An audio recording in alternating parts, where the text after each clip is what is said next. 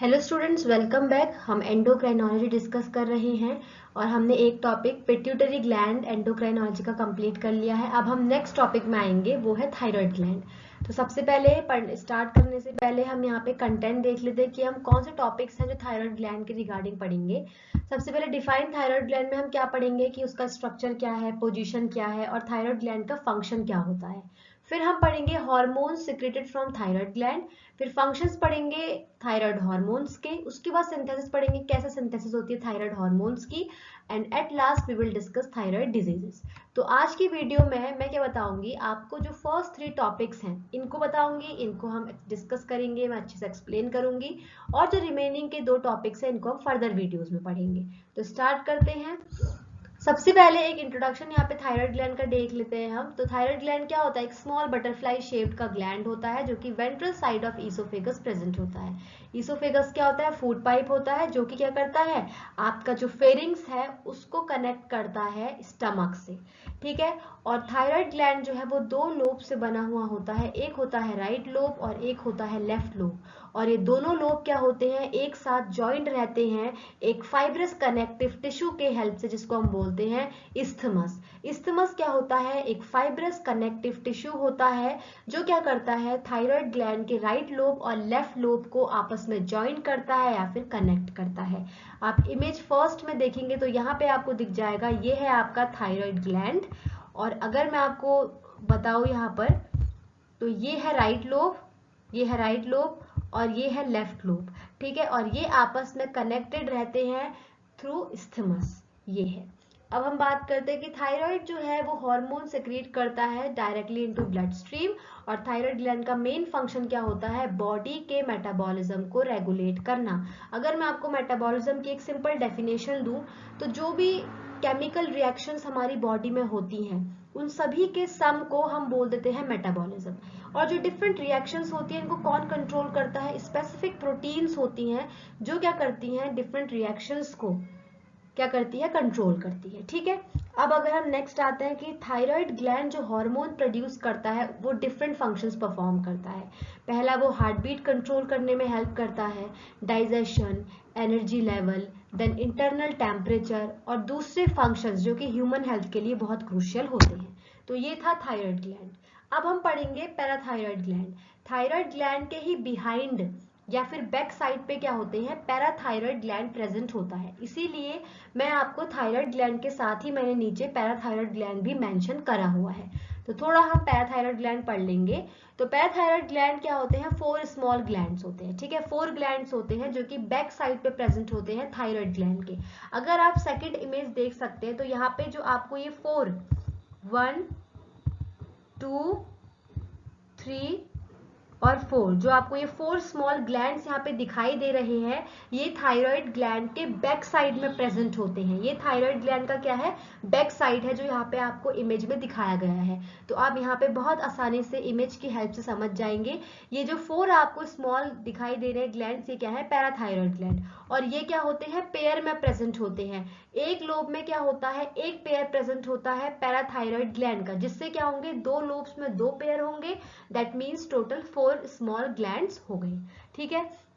जो parathyroid gland के जो मेन सेल्स होते हैं वो कौन से होते हैं? चीफ सेल्स होते हैं। ठीक है। और ये चीफ सेल्स क्या करते हैं? पीटीएच को सिक्रीट करते हैं, यानी कि पैराथायराइड हार्मोन को सिक्रीट करते हैं। और हम पैराथायराइड हार्मोन को कोलिप्स हार्मोन भी कहते हैं। ठीक है। और क्या होता है, जो पैराथायराइड हार्मोन है उसका फंक्शन क्या होता है कि कैल्शियम के लेवल को ब्लड में बढ़ा देना, इंक्रीज कर देना। ठीक है। तो ये था थायराइड ग्लैंड और पैराथायराइड ग्लैंड के बारे में। आप इन नोट्स को या तो स्क्रीनशॉट ले लीजिए या फिर नोट डाउन कर लीजिए। अब नेक्स्ट आते हैं। तो नेक्स्ट स्लाइड में अब हम बढ़ते हैं। अब हम देखेंगे hormone secreted from thyroid gland. कौन कौन से हार्मोन्स हैं जो कि थायराइड ग्लैंड से सिक्रेट होते हैं। ठीक है। In the normal functioning of the body, thyroid gland जो है वो 3 हार्मोन्स को प्रोड्यूस करता है। पहला है thyroxine hormone T4, then triiodothyronine hormone T3 and calcitonin hormone. तो 3 हार्मोन्स होते हैं जो कि थायराइड ग्लैंड सिक्रीट करता है इन ब्लड। अब हिस्टोलॉजी में अगर हम आते हैं तो यहाँ पे हम सबसे पहले पढ़ेंगे सेल्स की, कौन से सेल्स होते हैं थायराइड ग्लैंड में। Number first we have parafollicular cells. Parafollicular cells को हम सी सेल्स भी कहते हैं और ये कैल्सिटोनिन को सिक्रीट करते हैं। इमेज में अगर मैं आपको पैराफॉलिकुलर सेल्स शो करूं तो ये है पैराफॉलिकुलर सेल्स। ठीक है, ये क्या है? पैराफॉलिकुलर सेल्स, जिनको हम सी सेल्स भी कहते हैं, और ये क्या करते हैं? कैल्सिटोनिन को सिक्रीट करते हैं। Next we have functional unit में क्या होता है कि थायराइड फॉलिकल जो होते हैं वो क्या होते हैं? स्ट्रक्चरल और फंक्शनल यूनिट्स होती हैं थायराइड ग्लैंड की। थायराइड ग्लैंड में बहुत सारे न्यूमरस फॉलिकल्स यानी कि थायराइड फॉलिकल्स प्रेजेंट होते हैं। ठीक है, और ये स्पेरिकल होते हैं स्ट्रक्चर में। ठीक है, देखो ये है, ये क्या है? एक पूरा फॉलिकल है, एक थायराइड फॉलिकल है।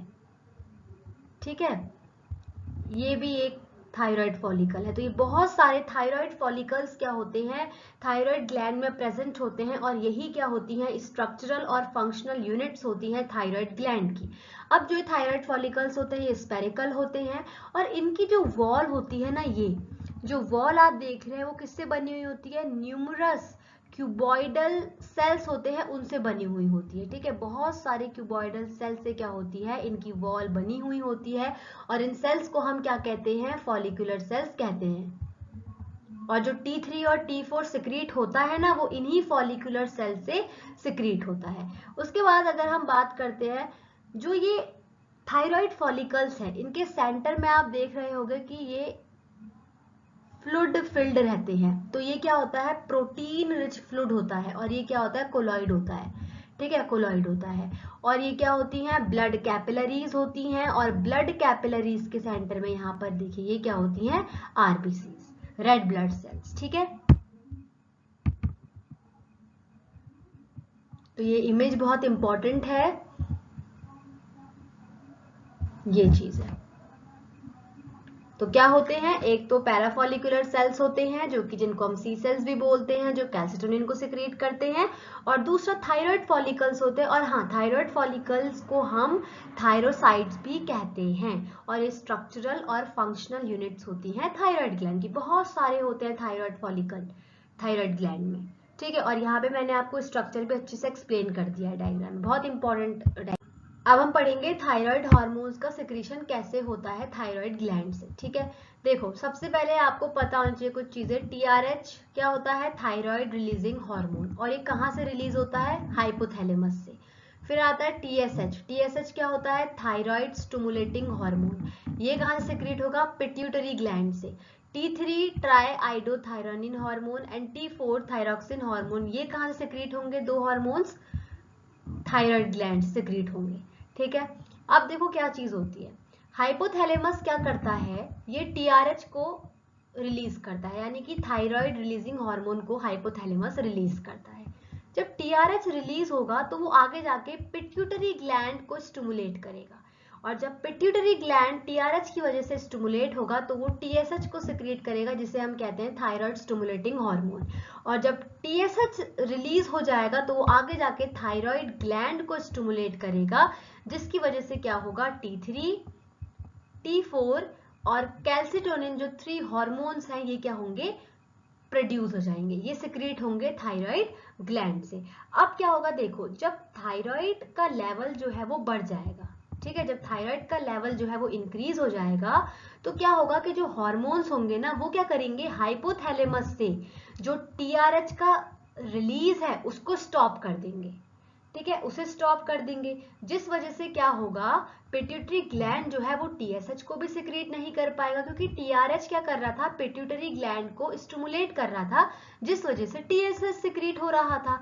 अब जब टीआरएच ही हाइपोथैलेमस से रिलीज नहीं हो पा रहा है तो पिट्यूटरी ग्लैंड से टीएसएच भी सिक्रिएट नहीं होगा, और अगर टीएसएच सिक्रिएट नहीं होगा तो थायराइड ग्लैंड स्टिमुलेट नहीं होगा, जिस वजह से T3 T4 कैल्सिटोनिन हार्मोन्स जो है वो प्रोड्यूस नहीं होंगे, और हार्मोन्स का लेवल जो है वो लो हो जाएगा। ठीक है, जो ये थायराइड हार्मोन्स का जो सिक्रीशन है वो नेगेटिव फीडबैक के थ्रू रेगुलेट होता है।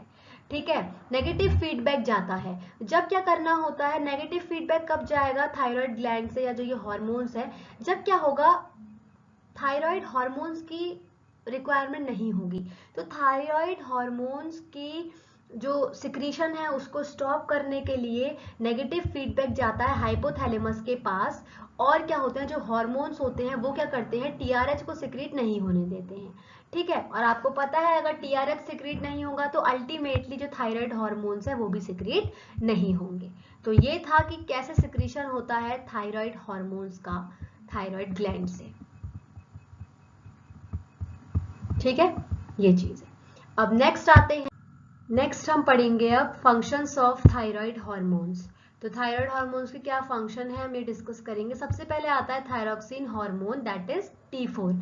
तो सबसे पहले तो क्या है कि प्राइमरी हार्मोन होता है जो कि थायराइड बनाता है और रिलीज करता है।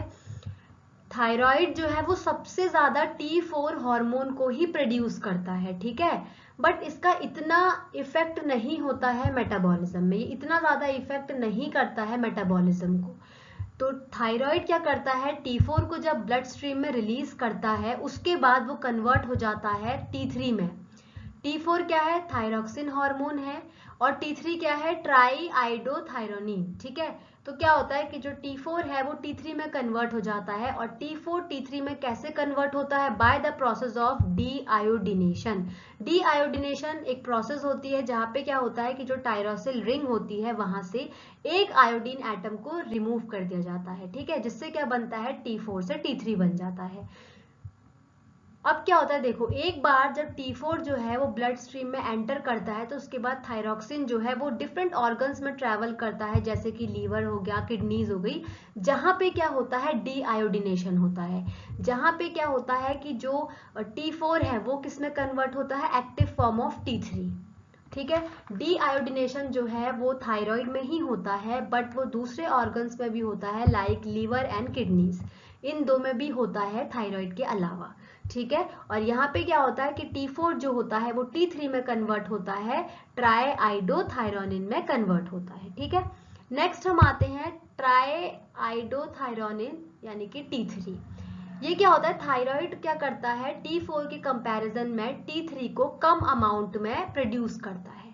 ठीक है, कम अमाउंट में प्रोड्यूस करता है, और इसका इफेक्ट जो है वो ज्यादा पड़ता है मेटाबॉलिज्म में, ये ज्यादा इफेक्ट करता है मेटाबॉलिज्म को देन T4। ये क्या करेगा, जो मसल कंट्रोल है, ब्रेन फंक्शन है, डेवलपमेंट है, हार्ट, डाइजेस्टिव फंक्शंस, इन सभी को क्या करता है, मेंटेन करने में हेल्प करता है। थर्ड आते हैं कैल्सिटोनिन। कैल्सिटोनिन क्या होता है, एक पेप्टाइड हार्मोन होता है, और कैल्सिटोनिन को कौन सिक्रीट करता है, सी सेल्स यानी कि पैराफॉलिकुलर सेल्स। पैराफॉलिकुलर सेल्स को ही हम टी सेल्स कहते हैं, सी सेल्स कहते हैं सॉरी। और ये हार्मोन क्या करता है, जो कैल्सिटोनिन होता है ये क्या करता है, कैल्शियम का रेगुलेशन करता है। जो कैल्शियम मेटाबॉलिज्म है बॉडी में उसको रेगुलेट करता है, कौन करता है, कैल्सिटोनिन। ठीक है, तो ये थे फंक्शंस किसके, थायराइड हार्मोन्स के। तो आज की वीडियो में हमने जितनी भी चीजें डिस्कस करी होपफुली आपको समझ में आया होगा। आप नोट्स का स्क्रीनशॉट ले लीजिए या फिर नोट डाउन कर लीजिए। तो हमने इस वीडियो में क्या क्या चीजें डिस्कस करी, सबसे पहले थायराइड हार्मोन क्या होता है, क्या उसका स्ट्रक्चर है, क्या पोजीशन है, हमने ये चीज पढ़ी। फिर हमने पढ़ा कि कौन से हार्मोन सिक्रीट होते हैं थायराइड ग्लैंड से। उसके बाद हमने सेल्स पढ़े जो कि थायराइड ग्लैंड में प्रेजेंट रहते हैं। फिर हमने क्या पढ़ा कि थायराइड हार्मोन सिक्रीट कैसे होते हैं, कैसे उनका सिक्रीशन होता है फ्रॉम थायराइड ग्लैंड। और एट लास्ट हमने क्या पढ़ा कि थायराइड हार्मोन्स के फंक्शंस क्या हैं। तो ये आज की वीडियो थी, होपफुली आपको समझ में आया होगा। Thank you.